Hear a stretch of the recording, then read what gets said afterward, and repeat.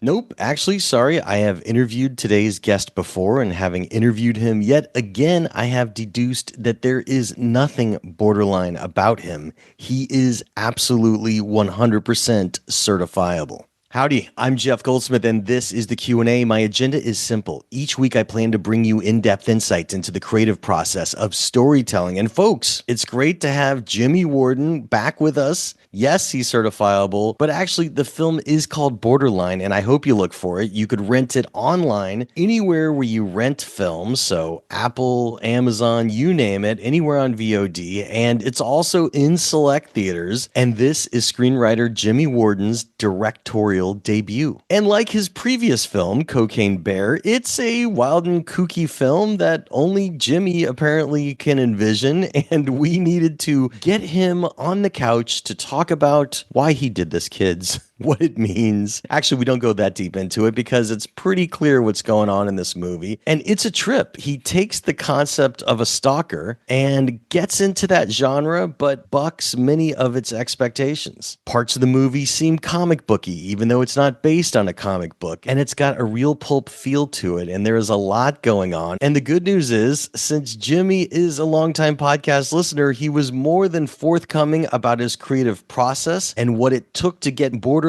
made, so I know you'll dig this episode. And speaking of things to dig, I hope you check out Backstory Magazine while you're surfing around online. We will turn 13 this summer, and we couldn't have done it without you. Folks, if you've never read us before, you could read the free issue at backstory.net or in the Backstory iPad app. And if you like what you see, and I hope that you do, you could use discount coupon code SAVE5 to save $5 off a 1-year subscription. Yes, our Oscar issue is our current issue, and yes, we will keep updating it until the next issue. That's the cool thing about being a digital magazine. We could keep adding content to it, and we always do. So look, it would really mean a lot to me to have my podcast listeners and Apple Podcasts and Spotify, and my YouTube watchers of the Backstory Magazine YouTube page, which is where you could see all of these Zoom casts. That's right, you could see these Zoom interviews. It would really mean a lot to me to have you join us as a subscriber, so thanks for considering. But now, without any further ado, let's jump right into our interview with screenwriter and debut director Jimmy Warden about his latest film, Borderline, which you could find online on VOD or in the places that you usually rent movies like Apple and Amazon, and it's also still playing in select theaters.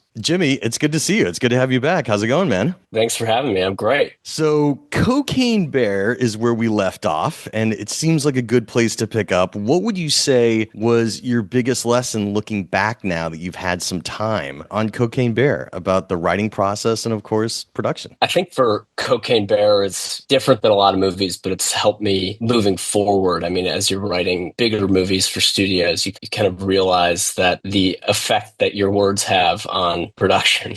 Every visual effects shot is a certain amount of dollars, and you just have to be careful and make sure that it's important to the story and it's not just random and that type of thing. It's a funny thing because writers talk about that, in which everybody says, and I still think it's good advice, but you could tell me if you don't, that do the best version of the movie on the page, like in your first draft, not in the production draft, and then see what you could afford. Do you still agree with that? Or do you think that even earlier you shouldn't get set on special effects or sequences that the budget would never be able to handle? I don't know. I used to abide by that advice. I think now, as I've kind of grown up a little bit and seen how the sausage is made, Right. it's very easy to scare off not necessarily a producer, but just a studio executive or something like that. So you just want to make it feel like it's manageable and not, way too big, because that first budget comes in and then people get freaked out about the number and then maybe run in the other direction. So would you say that when you're writing, you sometimes are keeping the budget in mind? If there's something in your outline that you realize is going to be too expensive, you just skip it, you table it, you think of another way to do it? I think it depends. If it's a spec that I don't intend on trying to direct myself, I will, just do anything on the wish list and just really go for it. If it's something that I want to direct or think that it's possible that I could direct, I have to make sure that budget or at least it reads like it's smaller or a little bit more contained and not a million locations. And then if it's like a paid gig that wasn't necessarily a spec or a pitch or something like that, then I'm careful about it because like the idea is to get that made, and the quickest way possible is to sift through all the BS of like those first couple drafts of like, oh, this is way too expensive, and Yeah. try to predict what people are going to say. I'm not very good at it. No, I mean I that's try. that's Yeah. there's no one way to do it. What would you say you've been doing more of lately? Assignment writing or specs? Specs. I think I try to write one a year. I guess maybe that means it's assignment writing. Usually they're original ideas. So That's cool. whether that's going out to a studio or indie financier or something like that. Well, speaking of original ideas, let's talk about the idea for Borderline. I mean, obviously Yes. there's a stalker implication here, and I'm guessing that you wrote it for your wife, Samara Weaving, who's in it, who plays Sophia. Tell us how the idea came about. Yeah, I mean, I wrote that before we shot Cocaine Bear. So it was like right after I had written that. We were in COVID and had, nothing to do. And I mean, I have an actor here that has to be in anything that I want her to. That's the agreement. No, that's a joke. And it kind of spawned by me just saying, I just wrote a big movie for a studio. I know that I want to direct something, but I was kind of keeping that to myself, refusing to say it out loud. So I wrote something that was a contained thriller that had some of the same like tonal balance that Cocaine Bear does. That's just way different. So I wrote it. I sent it to Brian Duffield, our mutual friend and friend of the show. And producer of And this movie. and producer of this movie, producer of Cocaine Bear. I was an assistant on Babysitter that he wrote. So we've known each other forever, and he's been a mentor to me, but also just like he actually tells me the truth and Yeah. I mean, was what that he actually actually how you thinks. met Samara? Because she was in Babysitter, which Duffield wrote. Yeah, Okay. yeah, And then you co-wrote on the sequel to Babysitter. yeah. So that's how Sam and I met. And that's also how Duffield and I met. So two of my more important Yeah. relationships, equally important, as Duffield would probably say. I wrote it and I thought that maybe someone else could do it, but I wrote it specifically, like just to be kind of unique into my personalities, hoping deep down that whoever read it would be like, well, we'll never be able to get another director to do this because it's specific things in there that feel like tonally mine. Thank God Duffield was like, yeah, you should do this. And then we took it over to Lucky Chap, and they were very down to make this work. And then kind of the rest is history. You also made the blacklist again. I mean, this script Borderline got on the blacklist as well. Was that how it appeared on Lucky Chap, which is Margot Robbie's production company? Is that how it appeared on the radar, or did you just take it there to begin with? I just took it there to begin with.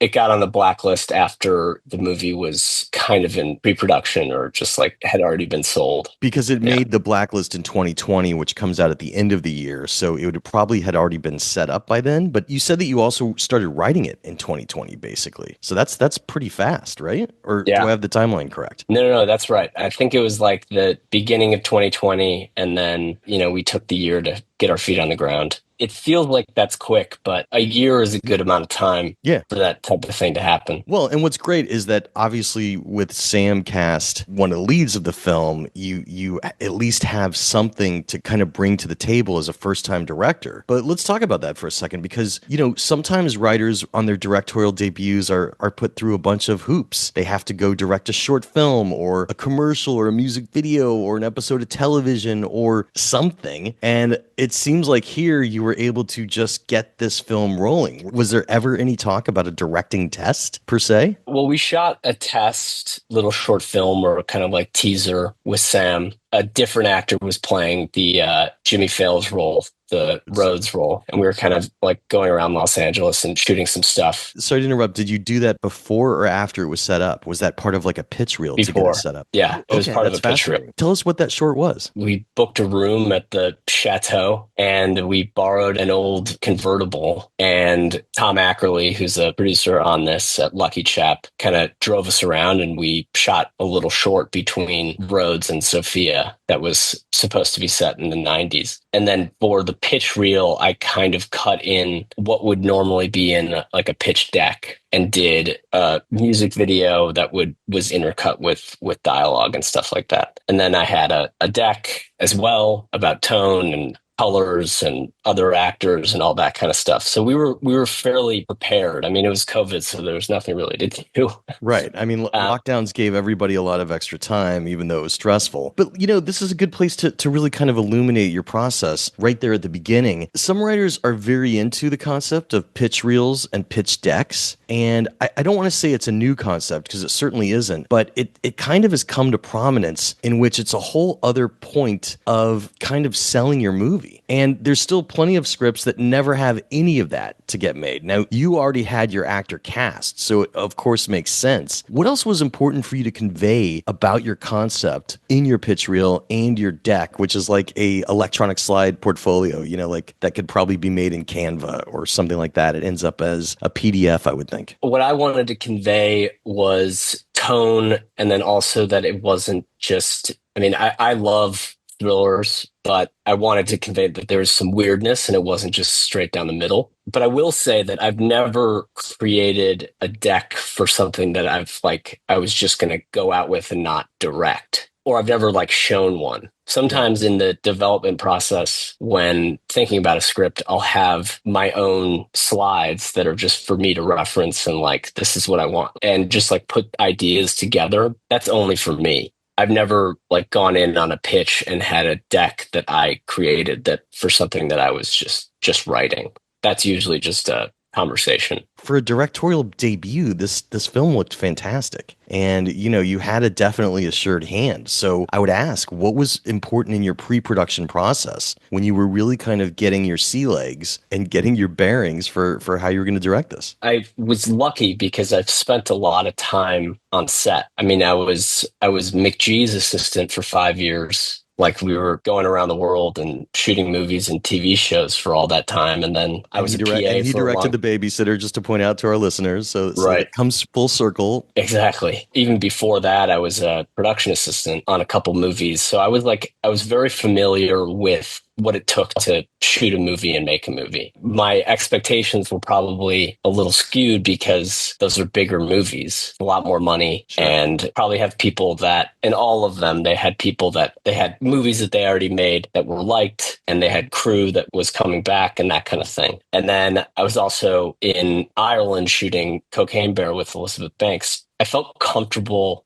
on a set. And then in terms of how it looks, that's our DP is Michael Alden Lloyd, who, we took up to Vancouver and we kind of just shot listed the whole thing and really spent time doing that because we had no money and no time. So you never want to, rock up to set not having at least an idea of what you want to do. How But yeah, important was storyboarding to that process? it was important, but it didn't end up being that important Okay. because the storyboard was kind of ended up being sort of a wish list. And we couldn't really afford a storyboard artist. So we had someone come in and do a couple scenes that we ended up not having time to actually shoot. Oh, really? Okay, we'll talk about that in the spoilers section because Yeah. I definitely want to hear about that. This is like a classic. There's again no right way to do it, but especially because you're married to an actor, how important was rehearsal to the process? Some people just don't like having a lot of rehearsal, but sometimes, especially on a low budget film, it could really benefit the process because, before you get live on set where you don't have a lot of time, people have a sense of where they're going and what they're doing. Yeah, I mean, I wanted to rehearse, so we didn't exactly have that opportunity because people's schedules and Sure. the actors kind of arrived a week before shooting and then they're in fittings and we're doing tests and all that kind of stuff. But there was a little bit of rehearsal, but mostly done with the actors on their own, just getting to know each other and that type of thing. As far as Sam goes, just like in being my wife and us living in the same house, that is invaluable. I mean, it's not something that I think everybody is going to be able to identify with, or Right. I'm really lucky because, you give a script like this to Sam and she's read more horror and thriller scripts than I have. She's seen them all. They all, come in on her email one way or another eventually, or a lot of them. And just in terms of having her set of eyes on the script as the, first read was really important because, she has no qualms with saying this, no one would ever say that, or my character wouldn't say that, Right. or I think we should go left when you're actually going right, and that kind of thing. So it was really collaborative and to that point. What was your budget and schedule? We were $5 million, Okay, shot great. in Vancouver, and our schedule was 23 days. But we were in COVID, so we had some problems along the way. Did you have to get shut down? Did you have to stop, or what was that an issue? Like, because this was filmed in 2022, I believe. Is that right? Yeah, we had to stop. And it's just that, like, it's that extra layer of added stress every day. You arrive when you should be thinking about the scene. You're like, is an actor going to come out with a positive test, or a crew member or a key crew member, Yeah. So that type of thing was like distracting and hard. And I Yeah. hope nobody has to go through that again. Yeah, no, I mean, like that was tough for a lot of productions because I mean, you were 22 would be a year out from when the vaccine rolled out. So, I mean, it was still kind of rolling through wave by wave, a bit more intense. But I mean, like COVID still has the capability to shut down a production even now in 2025. So, I mean, like Totally. that's the crazy thing. One other question I have for you is what changed about your writing process? How important when you were sitting down to write this was outlining to your process, coming right after Cocaine Bear, even though I know you said that you started writing it beforehand. I'm guessing the script for Cocaine Bear was already written. Yeah, that was already written. I didn't outline either of those movies, actually, So, Cocaine Bear because you or told us that Borderline. about for Cocaine Bear, but for here you didn't outline either. So you're still, and there's no one way to do it. You're still not into outlining. You just want to discover it as you're writing it. I mean, I'll outline when if I need to hand something in, then I'll outline it.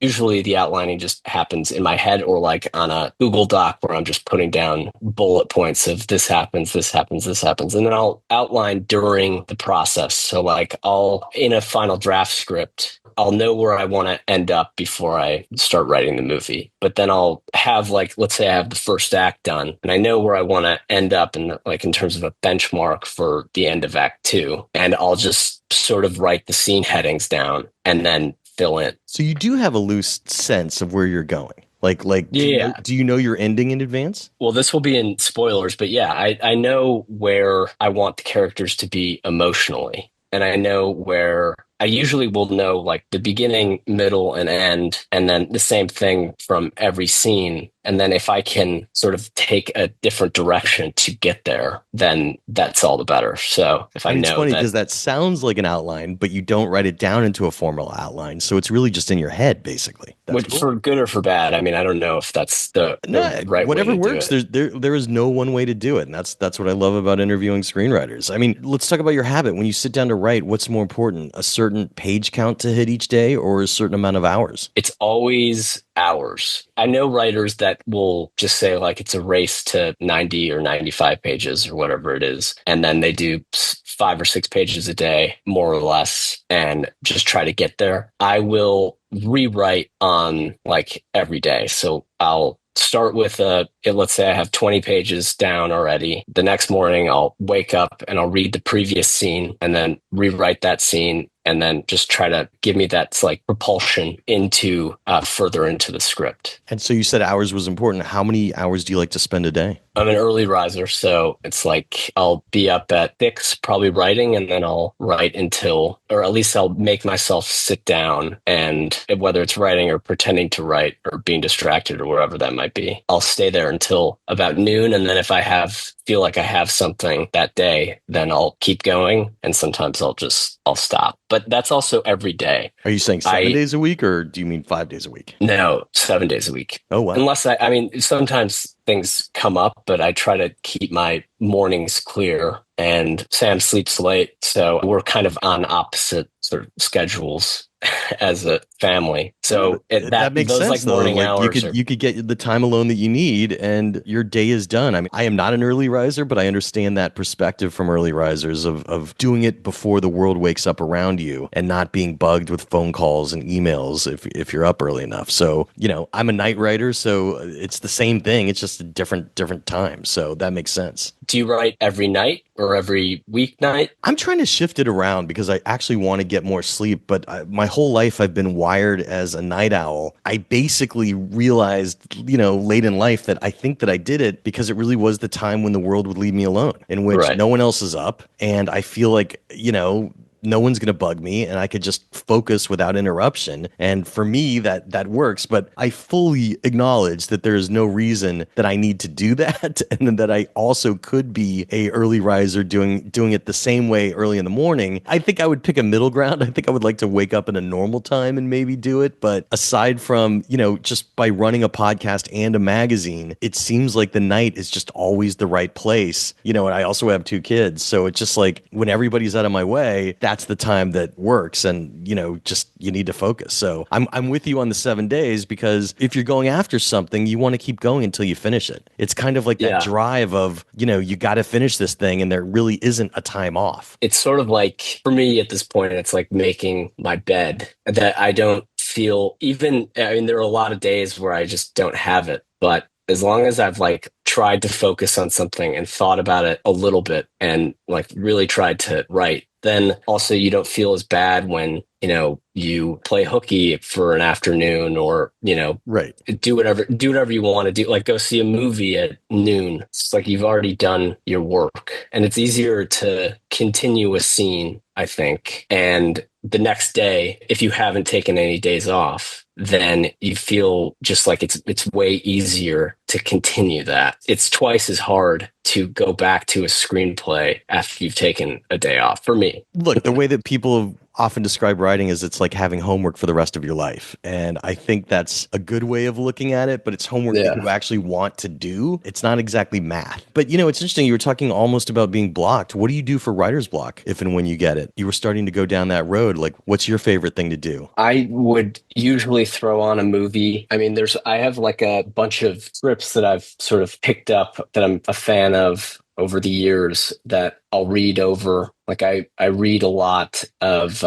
Magnolia is one of them, for instance. Like Oh, cool. if I'm feeling like even starting a script, if I'm like, I have no idea how to begin this script, and then you read Paul Thomas Anderson's opening to Magnolia, and you're like, well, I don't have to follow a basic structure for this, or I don't have, like, it just kind of opens your Yeah. eyes a little bit. What else is in And that stack? my go-tos are Magnolia, Four Weddings and a Funeral, Richard Curtis, Jurassic Park. You can find something in those scripts that hit all the tones that I'm usually going for, and it just gives you a sense of confidence going into Yeah. script. It's like they started with the blank page too, Except for, Jurassic is technically an adaptation. So they at Totally. least had something to base it off of, but a hell Right. of a adaptation. And David Koepp is on fire. Black Bag just came out recently and it's fantastic. So screenwriter David Koepp, we still love him. But look, Yeah. I don't think we could talk without going into spoilers any longer. So podcast listeners and Apple Podcasts and Spotify and YouTube watchers of the Backstory Magazine YouTube page, which is where you could see us doing this interview on Zoom. If you want to look at us talking to each other on Zoom, now is the time to press pause. If you have not yet seen Borderline, Borderline is still in select theaters around the nation, but also is available to rent anywhere where you rent movies online, VOD, Amazon, Apple, the places. So if you have not yet seen Borderline and you don't want any spoilers, press pause because we're going right into it. Borderline, it's the story of Paul, played by Ray Nicholson. He is obsessed with Sophia, played by your wife Sam, who is a pop star, and he's a stalker. And in the opening of the movie, we see him confronted by Sam's security guard, who is, protecting her mansion. And you start off on quite a note in which you show us that Paul is in the middle of some sort of mental duress, and he's talking about being there to ask Sophia to marry him. And basically, he does not hesitate to, in his madness, stab Belle. Those opening credits is Belle on the ground in a pool of blood. It's kind of a harsh opening, to say the least. The rest of the movie is basically about Paul getting out of an asylum with a person that escaped from the asylum with him named Penny, and coming back to kidnap Sophia after he's kidnapped a pastor to force a wedding. The cog in this machinery, of course, is Rhodes, who Sophia is just starting to date, and he happens to be over at her house the night that Paul comes back for a home invasion wedding scenario, and their relationship was kind of just starting and was kind of already on the rocks because Sophia seemed bored with Rhodes. But, throughout the story, Rhodes kind of becomes our kind of hero in the wings. And so it's a crazy, crazy flick. And I guess, amusingly for your opening, you chose to go for the unreliable narrator route, in which it's kind of funny. I couldn't decide if I was hearing something wrong, but there's heavy breathing over this wedding sequence. And I'm like, who's breathing? And I'm looking around. And then, we hear voiceover of Paul saying, I don't want you to wait. I just want you to know everything ends up happy. And you're like, what's going on here? And you see this wedding that we later learn is a complete fantasy in his mind. It's a kidnap wedding. What gave you that idea for the opening? There's a lot going on in that opening, sir. I mean, you mean the cold open on the wedding? The cold open on the wedding with the voiceover, and then this very disturbing scene, which was, brilliantly played by Ray Nicholson, where he stabs the bodyguard, very mercilessly and cruelly. In the cold open with Paul at the wedding, that was found in the edit. And we tried a couple things that for that cold open. Tell us about it. Talk us through it. Why did you think you needed the cold open rather than starting with the scene at the house? Was the scene at the house just too harsh to open and you had to give your audience a little padding? I was working on it a lot with Joe Galdo, who's the terrific editor on this movie. I think that for the premise of the movie, which was, this guy is invading a house or escapes from an institution on the night that he believes is his wedding, we kind of needed to state the premise and that theme pretty early on. So I wanted to show that. And then because I wanted the audience to have something in the back of their head that they were building to, even if it ends up not being exactly what they saw, which is kind of every cold open like that when you start in the future and then you flash back. And then for the bell scene outside of the mansion, that was, always the opening scene of the movie. And there were a couple things that we needed to set up on. One is this sort of manic personality of Paul's character. The second was something that Eric Dane brought to it, which was a sense of empathy for him, because I don't think that, from the earliest conversations that I had with Ray Nicholson, it was, how do we create this compassion for somebody after they have stabbed a man in the gut in the very first scene. And I think that tone is set by Eric's performance in there because, he's seen him before. He hasn't necessarily been violent before. He sort of feels bad for this guy and you don't really know why. That empathy was something that Sam and I had worked on, which we can talk about when we get into her character. Yeah, I mean, I knew that it was going to be a tough buy. And the other thing that I wanted to do was establish the tone or give you a taste of it, because the movie opens without the wedding sequence in the opening. It's just a guy having a conversation with the security guard that ends up on the ground bleeding from the gut. I wanted the audience to believe that this was sort of a thriller, and it was going to be like that. And then tonally just kind of flipping it on its head when he goes in and takes a bath and eats a Hot Pocket and that kind of stuff.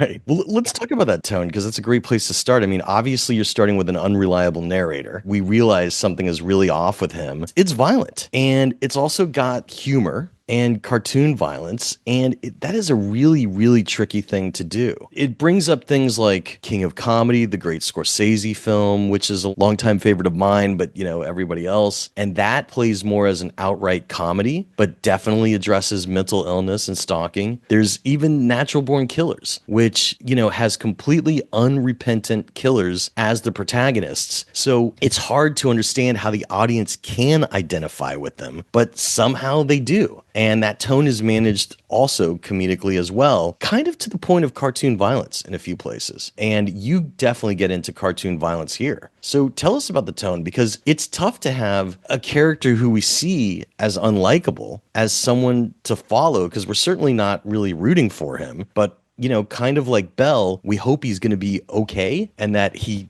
doesn't carry through on whatever violent plans he has. So it's a tough place to be in. I'm sure you talked a lot about it. So tell us where you're coming from tone-wise. Those examples that you brought up were definitely references, a little bit of misery in there. The first thing that I needed was Ray, because he is so energetic. And it's hard not to like him. I mean, I met him and we were set up for a coffee. He didn't audition. It was just in that hour and a half meeting, 2 hours, after that was done, I just sort of knew that he was the guy and he could play this role. And then I brought him back to meet Sam, and they hit it off, and it took off from there. It's all in his performance. And I do think that you're not rooting for him to succeed. You don't necessarily want him to hold Sophia hostage and marry her against her will, but you do want him to be okay, like you said. And I think that that is the sense that I wanted. I wanted him to grow on people as the movie continued. And then in terms of the violence, it's just kind of like the violence that I like to watch and that I think is funny, where it's overly grotesque to the point where you're laughing at it and you're not necessarily feeling as bad for the victim. Just sort of like that, like holy shit violence, rather than like go run and, hide under your covers violence. Right. I mean, it's like crazy kills, which we'll talk about a little later, obviously with Penny. Like there's just kills that, it's a horror trope in which the crazier and more strange and grotesque the kill, it allows that tension release of laughter or amusement from the audience, remembering that, yeah, this is hyper real because it's so over the top. It kind of gives you that separation that you need for a release in, a traditional horror movie. But of course, it works here as well. Again, like talking about mental states, what do you think was important for Sam's character, for the character of Sophia? Because, I've seen people reference her that she's a little unhinged as well. And I can't decide. I mean, she is and isn't. She seems like kind of an aloof star that is young and is unsure of how to handle their newfound fame. Like that I could see, but I'm not sure that I agree that she's a cold-blooded killer. She does kill in the movie, but it's out of self-defense. So tell us about unpacking that. I agree. I don't think she's a cold-blooded killer. So what Sam brought, which is different than, I mean, she's obviously in these movies a lot, and she didn't want to be overly frightened or angry. And that was something that we worked on early and decided on, because I think that the way that she plays it, again, opens up that space for us to have some empathy for him. You're not talking to somebody who's working with a full deck of cards. So she's careful. If you were following her this entire time, then his character would come off to the audience as very different, and you would definitely see him as the villain. From a pop star history perspective, and what she was going for was this type of thing that, she's seen it all at this point. She has maybe been in a similar situation with somebody before, not to this extent, but like whether it's being followed home after a concert or being attacked on the street by paparazzi, like she has. So that's when Eric Dane tells her that Paul has escaped from the institution, that she sort of taps him on the shoulder and is like, sort of good luck, because I think that she's sort of built this hardened exterior over the course of growing up in such an insane industry. And that's what she pulled from pop stars of the time. And that makes sense. I guess the most unhinged kind of character that's right to the point of being cartoony is Penny, the French escapee from the asylum with Paul. She has the murder, has that weird comic booky or, hyper real shot where she's smiling, proud of herself with blood splattered on her face. And she just has no instinct limitations. Like she will kill on a whim. She will fight on a whim. What's important about her backstory? What's important about her character? She says she just likes being with Paul and that she's along for the ride, even though she knows that it's all a fiction and he's not really set to get married. Yeah, I think that the importance of that character and Alba Baptista, who plays Penny, what we talked about a lot is that if there's someone in the story that's worse than Paul, then immediately we're going to have more sympathy for him. And if none of this is really his fault, because, he can't control the way his delusions, he's probably would be easily convinced by somebody who he's having lunch with the mess hall in the institution and is, says like, oh, let me come with you. And he's overly trusting and that kind of thing. So I think that giving the audience a character who is worse than him, more evil, ends up making us have a little bit more compassion for Paul. Honestly, the most unhinged scene in the movie is the duet between Penny and Sophia, in which they're playing Celine Dion's It's All Coming Back to Me at the piano, and they're starting to bond. And, there's that kind of lighting change in which it seems like a traditional music video for a moment. But then out of seemingly nowhere, Penny just starts physically attacking Sophia and throws her through a window. And they get into a massive fight. And basically, Sophia defends herself by, plunging a meat thermometer into her. The whole thing ends with, at first, Sophia saying that she's not going to kill anyone, that she doesn't do that. But yeah, it ends with her lighting Penny on fire in her voice recording booth. It's just a wild scene. And I'm just curious, even from the start, why does Penny erupt into physical violence when they seem to be bonding on this Celine Dion song together? Well, we set up that at that point that Penny knows who Sophia is and is Right. aware of her as a pop star, and that Penny is a musician herself. So when given the opportunity to have a duet with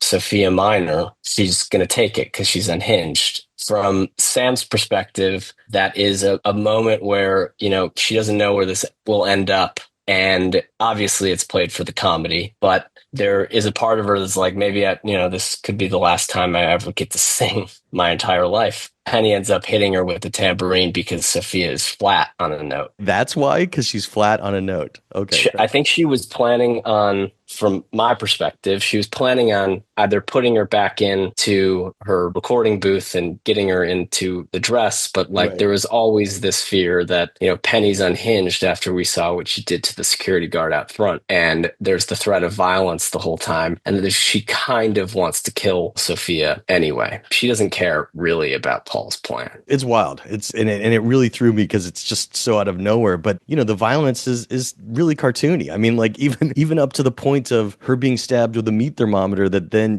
goes up to the highest levels when Yeah. she's lit on fire. So I mean, like, it's a wild scene. You reveal a little bit about the backstory with Paul and his wife dying at a show of Sophia's. Was there ever going to be a flashback scene for that or anything more to it? Because it seems like this isn't a revenge story for Paul. He's not trying to kill Sophia because his wife died at a show. It just seems like there's this empty hole in his life with his wife dying, and that's what probably made him snap. And he's now trying to fill it with Sophia. I think that the idea of snapping is something that I was staying away from. And I was purposefully staying away from his background and have people talk about it and guess what may have set him off, when in reality, in this type of situation, I mean, this is obviously heightened, but there's not necessarily one thing. So I think that when you have multiple characters ask him why he's doing this, and then you have people speak about this concert that happened that may have been the reason why he was set off, in the vast majority of these cases, like, you never really find out because there's not one thing. So I was sort of trying to create that question in the audience's mind on purpose, that we didn't provide much backstory and exposition about it, because you just don't know. Again, it's never one thing. That makes sense. I mean, keeping the audience guessing is always a good way to go. Ooh, hey, I'm jumping in really quick to remind you to check out Backstory Magazine. We turned 13 this summer, and we couldn't have done it without you. If you've never read us before, you could test drive us by reading the free issue at backstory.net on a desktop or laptop, or of course via our iPad app, Backstory.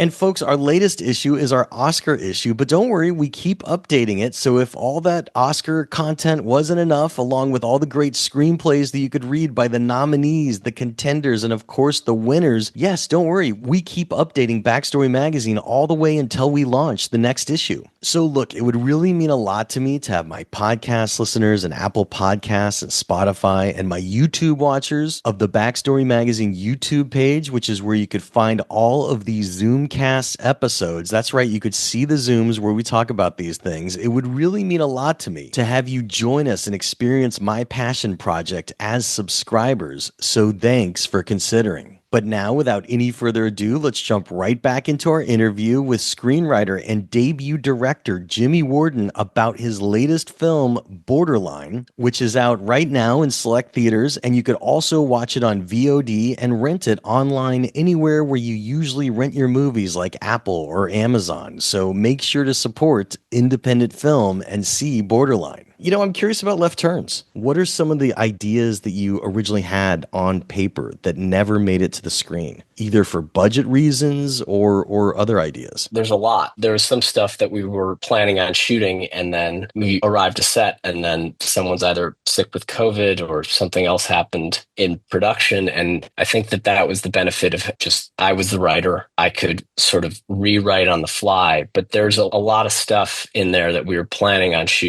I'd love to hear that about it. Like, tell us about some of your favorite things that never got shot, or ideas that were either abandoned because of logistics or before you even got to set. But, for once, the script for a day, a week, a month, like had this scene in it that you loved. there was a scene where in the wedding where after Paul realizes that he's sort of mistaken Sophia for Rhodes, he looks around and the pews in the church are full of Sophia's. It's a bunch of people with Sophia's face. That was just something that it felt like after I got Ray Nicholson's performance, I just sort of read it on his face, and we already had his perspective of seeing Sophia in the wedding dress and then coming back and seeing that it's Rhodes, that it was just something that felt like it would have been cool. But again, we just didn't have the time or the visual effects budget to pull that off. In like a storytelling perspective and trying to be able to finish the movie, there's the scene where they're outside. It's right at the end, right before we cut to Ray in the car, and we're pulling out from the church and everybody sort of is supposed to be having their wrap up. I mean, we didn't have time to shoot that. And we also didn't have some of the actors.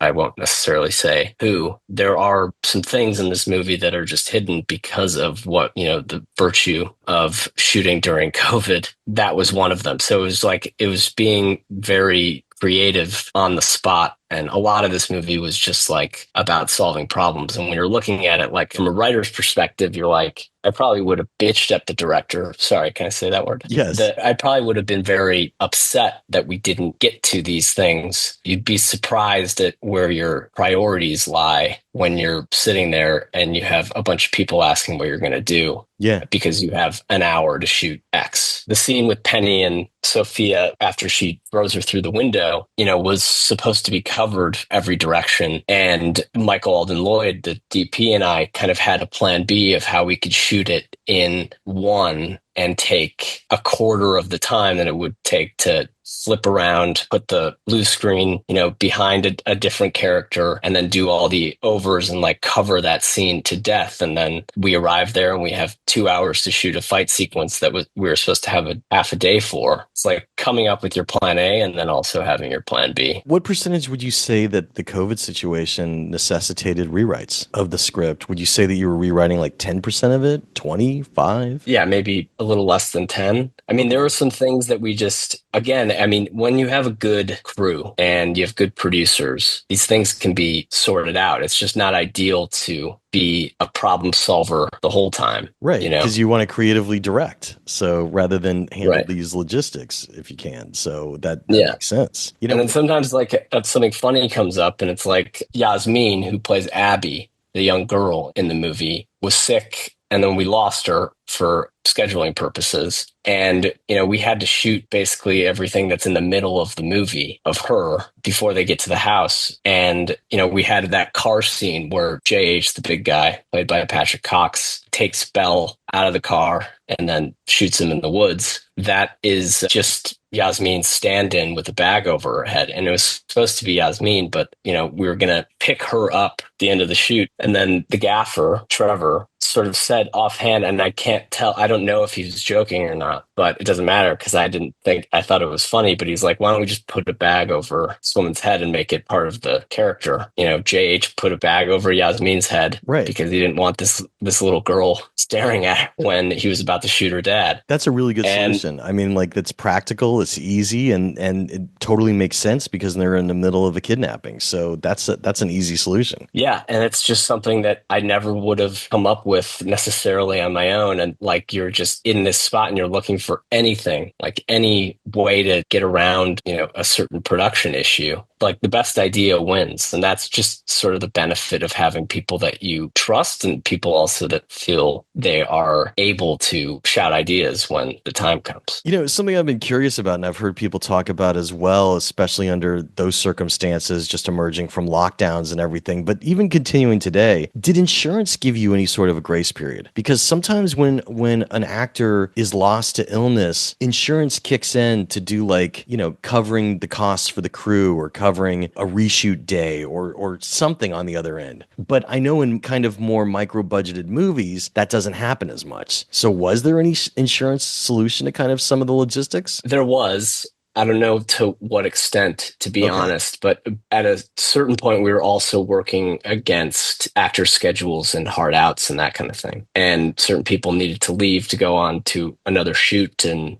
we booked them after they were already signed up for this and like, oh, can you fit us in? Because we're pretty short, consolidated schedule. Yeah, another week would have been great. But again, I think we put the movie together well, and it was very fun to see how people like work together to solve these issues together. Jimmy Fails as Rhodes was great. Obviously, it was kind of a play on Dennis Rodman, but he had a mellowness that Dennis Rodman does not often exhibit. I don't know what he's like in real life, but it's not something that you always would see about him from back in the day. And he really changes a lot as a character. I mean, like he's being broken up with essentially at the beginning of the film. He was vulnerable and ready enough to try a relationship. And as the film goes on, he becomes this defender of Sophia. And Yeah. you end up in a very funny situation in the kidnap wedding where, for whatever reason, and I'm so curious to hear inside your mind how it happened, but when Paul sees him in the wrong room at the wrong place, he just decides, yeah, this is Sophia. And even when people try and tell Paul that, no, this African American man you're staring at is not Sophia, Paul won't have it. And so basically, Rhodes steps in and wears a wedding dress and is even kissed during the scene to kind of keep the peace and protect Sophia. So tell us about the development of Rhodes's character and kind of how you see it going through, because it does become this nice little love story in which they kind of have their happy ending by the end of it all, in which it seems like they're going to give the relationship a chance now.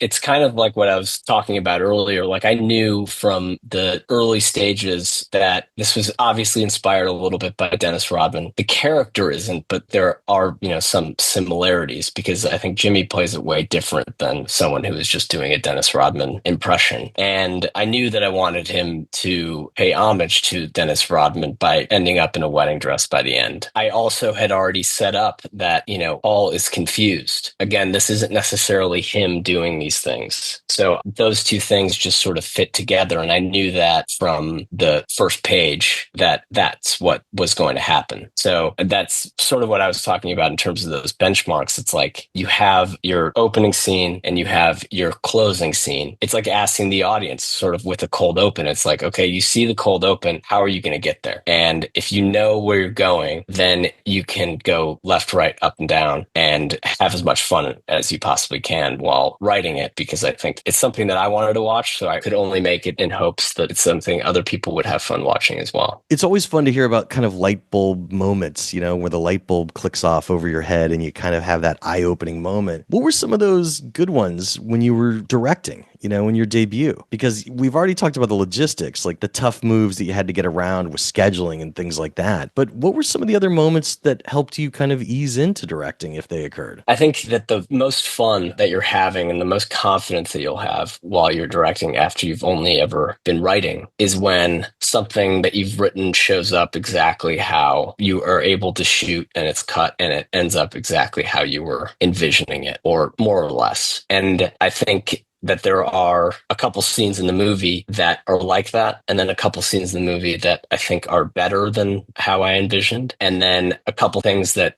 I feel like maybe I was just crazy to think that it was ever going to end up Right.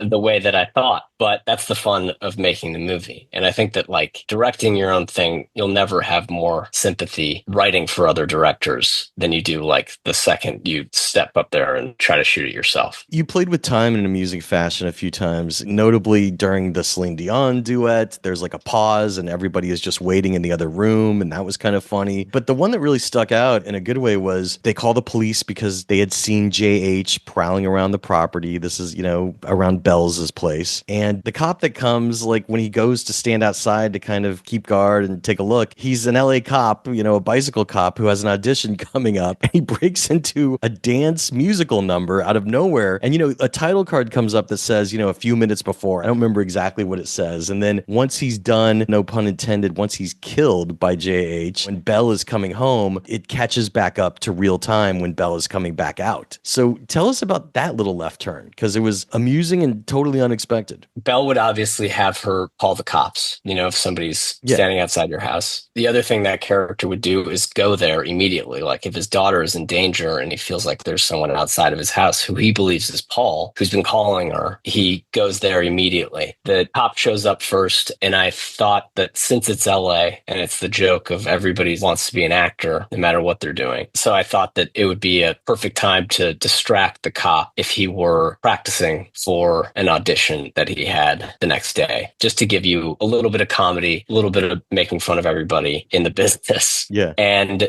that's one of those scenes that whether, people like it or not, it's exactly how we had envisioned it. We had enough takes to get it right and do it in one. You're relying on a 11-year-old actor to deliver a line and exit the house right as they're supposed to on cue and all that kind of stuff. It was fulfilling when we actually got it. So that was a lot of fun. The last shot of the movie with Paul looking out the window during the closing credits, it was honestly magnificent. I mean, it really showed his range of talent as an actor. He has that line where he says, like, time for the honeymoon, going to the Hilton tonight and Maui tomorrow. And then we see him leave in a cop car, but it cuts to him inside of a limousine in his own mind. And the range of emotions on his face, like not a word is spoken, just going from this euphoria, like he's just married her and it's a dream come true, to this crack where he's realizing he's done some bad things and now his dream has dissipated and it was never real to begin with. And then he goes kind of back to the happy place, the delusional place, as a defense mechanism. How did that look on the page? What was the direction that you gave him? How many times did you do that shot? I mean, it's pure acting, and it was great. Like, it was captivating. You couldn't take your eyes off of it. Yeah, I got to give most of that credit, if not all of it, to Ray for pulling off. I mean, as written, it was just those two lines that he said: take the limousine to the Hilton penthouse suite, and then tomorrow Maui, or whatever those lines are. Yeah.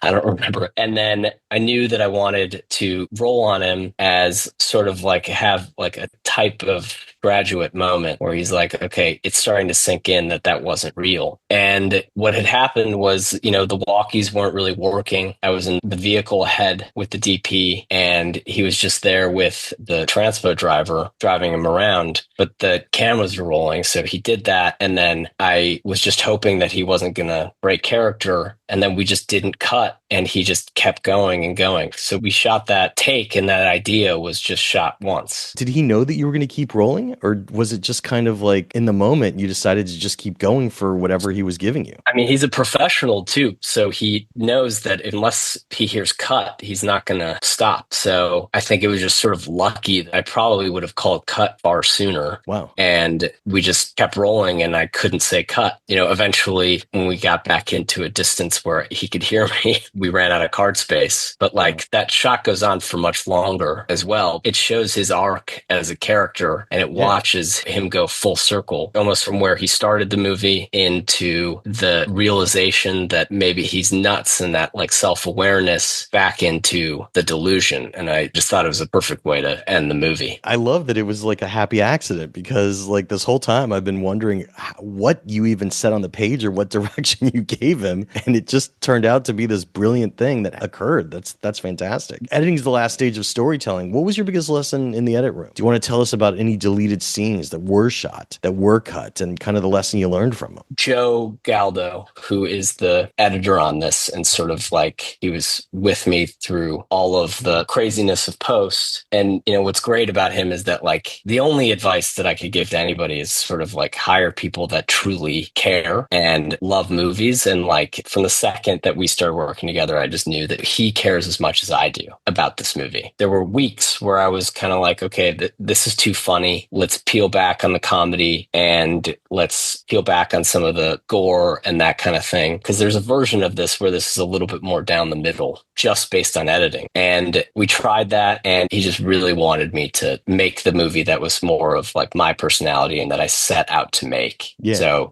he helped me like refine that, because you're constantly going through these confidence crises throughout the entire movie, but especially when people start watching it and you're showing it to producers and that kind of thing. So that's what I learned from him. Obviously, you're a low budget movie and your edit is one thing, but you also have incredible music, including, as we discussed, a Celine Dion song. What was it like for your music rights? Like, that could have been its own budget that could have come very close to what your movie cost to make to begin with. Yeah, that is Sue Jacobs and Jillian Ennis, who are the music supervisors on this. They pull rabbits out of hats all the time. I'd say the majority of the music was written in the script, or at least in the notes. From my earliest Spotify playlists, like those songs were in there. And we also shot a lot of the movie to those songs. So the Borderline cover by the Flaming Lips, Crimson and Clover, the song in the club. Obviously, it's all coming back to me. Atlantis, like all that stuff we kind of had on a Bluetooth speaker shooting it. So everybody kind of knew like the tone and how fast the scene was going. And so it was playing as you were shooting it. Yeah, sometimes. I mean, if it was MOS or without sound, it was the type of thing where we were like, okay, we're looking at probably a $2 million music budget on a $5 million film. And I wrote some letters. I mean, again, they're both magicians, Sue and Jillian. All I'll say is that the producers really cared about getting some of these cues in there. So there could have been some sacrifices financially on all of their ends in terms of fees and stuff like that. Did Celine have any comments about like, why is my song like leading to this violent fight scene? Or did she just like read the script, say, okay, you're a kook, but I love you, like go with it? I was told at some point that she had to approve something in the movie, and it could have been the opening, or I mean, the song is written by Meatloaf, so I think they had to approve it. Just like, I forget the writer now of Borderline, but like Madonna never had to prove that cover. Because it's technically a publishing rights copyright issue, so it goes through that a little as well. Right. Exactly. So I think at some point Celine Dion had to clear something in the movie. I'm not quite sure. Maybe it was just that there's violence to a song that is hers and that kind of thing. But it was crazy. I mean, every time that we wrote a letter or got the license to a song, I would just shout in joy. I mean, like the Donovan people approving Atlantis, it just like by the nature of how weird this movie is and how like violent it can get, I just feel like we were really lucky. Well, you know, and you were thematic with your needle drops as well. I mean, I remember the lyrics to Crimson and Clover, especially. There's something in there, I don't really know you, you know, is one of the lyrics. And it's like, I think that's when Paul's carrying her when she's knocked out and doesn't really know her. Like thematically, it was really vibing. So it's like a great song as well, but like you weren't just throwing stuff in. Yeah, I think that a lot of it was sort of like, what's the music of the time, but also what is the music for that one specifically? It's like, what are the tracks that he would be listening to or his father was listening to when he was growing up? But in terms of like the literal meaning behind songs, Borderline was sort of the basis and the starting point for the entire movie. You know, I think I had the idea of the movie and I was just going through some Madonna tracks and like putting together my playlist, and that Flaming Lips cover came on fairly early in the process. Yeah. And that sort of just oriented me. It gave me something to work for because that told the story of what, you know, the more I listened to it, I was like, okay, this is the story of the movie, these lyrics being sung from the male perspective. It's a great drop. I'd never heard the Flaming Lips cover until this movie, so I thought it was awesome as I was listening to it, because I was like, it goes hard. Yeah. Well, that makes sense. Yeah. How many cameras were you shooting with generally? One, usually. Sometimes we had a second, you know, if we didn't have time, and it was like all those fight sequences were shot with one camera. Oh, okay. It was hard because we would either have to comp in Los Angeles to the background or something like that. And a lot of the time there's only one direction that you could point the camera, or else you'll see a bogey of Vancouver. Right. So we weren't always able to shoot two cameras, or else it would take another half an hour to light. And it's kind of like, let's just go and try to get the shots that we know we need. That's a good way to go. Well, what was your toughest scene? Your toughest scene on the page as a writer, and then your toughest scene as a director. It doesn't have to be the same one. And how do you creatively rise to the challenge of it? The church scene before it goes like off the rails was the hardest to shoot because it's a lot of coverage and you need a lot of reactions. And also, if it doesn't work and you're not able to really convey what you're trying to convey, then I think you just leave and you're like, okay, that's it. So that was very tough to shoot, and it was very tough to cut. You know, when you are shooting with two cameras and when you have so much coverage, there can be multiple versions of the scene. And that was really tough because it was like time constraints. And it's like, you need this stuff and it has to be good, or at least I have to think that it's good for the movie to end up being fulfilling in any way. And what was your toughest scene on the page? Toughest scene on the page was probably the opening. I mean, it's usually the opening because you're trying to like really establish the personalities and the dynamics and also the tone. So that is probably the scene that I rewrote the most, and that includes the edit. What are you focusing on next? I read something about a script called Naughty. It's a Christmas movie that we're hoping to shoot pretty soon. And do you want to give us a pitch of what it's about? It's Olivia Wilde is directing it. Lucky Chap again is producing it. It's kind of, I guess, Bridesmaids in the North Pole. Okay. That's the best comp that I've heard thus far. But yeah,